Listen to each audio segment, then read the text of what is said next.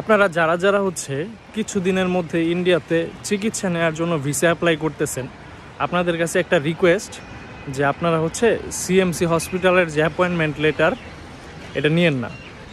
কারণ কি, বাংলাদেশের হচ্ছে মোটামুটি মোস্ট অফ দ্য ডক্টর অথবা হচ্ছে পেশেন্ট যারা থাকে ওনারা বেশিরভাগ সময় হচ্ছে ইন্ডিয়ার অন্য কোনো হসপিটাল চিনুক আর না চিনুক, চিনে হচ্ছে সিএমসি হসপিটাল। আর এই হসপিটাল চেনার কারণে দেখা গেছে যে সবাই হচ্ছে অ্যাপ্লাই করে হসপিটালের আয়ুষ আর অ্যাপয়েন্টমেন্ট লেটারের জন্য। সিএমসি হসপিটালের অ্যাপয়েন্টমেন্ট লেটার তো হচ্ছে আপনি যখন অ্যাপ্লাই করবেন সাথে সাথে পেয়ে যাবেন। 990 রুপি পেমেন্ট করলে আপনি সাথে সাথে হচ্ছে অ্যাপয়েন্টমেন্ট লেটার তো পেয়ে যাবেন, কিন্তু আয়ুষ লেটারের জন্য মেল করতে করতে জীবন শেষ হয়ে যাবে।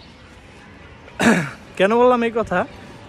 কারণ হচ্ছে আমাদের মোটামুটি এখনও পর্যন্ত 4-5 জন ক্লায়েন্ট যারা হচ্ছে সিএমসি হসপিটালেই যাবে, ডাক্তাররা হচ্ছে রেফারেল লিখে দিছে সিএমসি ভেল্লোর হসপিটাল, এই কারণে হচ্ছে ওনারা সিএমসি ছাড়া অন্য কোনো হসপিটালে দেখাবে না।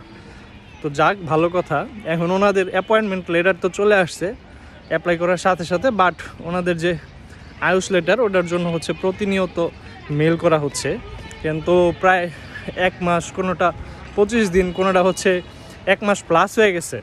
এখনও হসপিটাল কর্তৃপক্ষ কোনো ফিরতি মেইলই দিচ্ছে না যে ওনারা আয়ুষ লেটার দিবে কি দিবে না।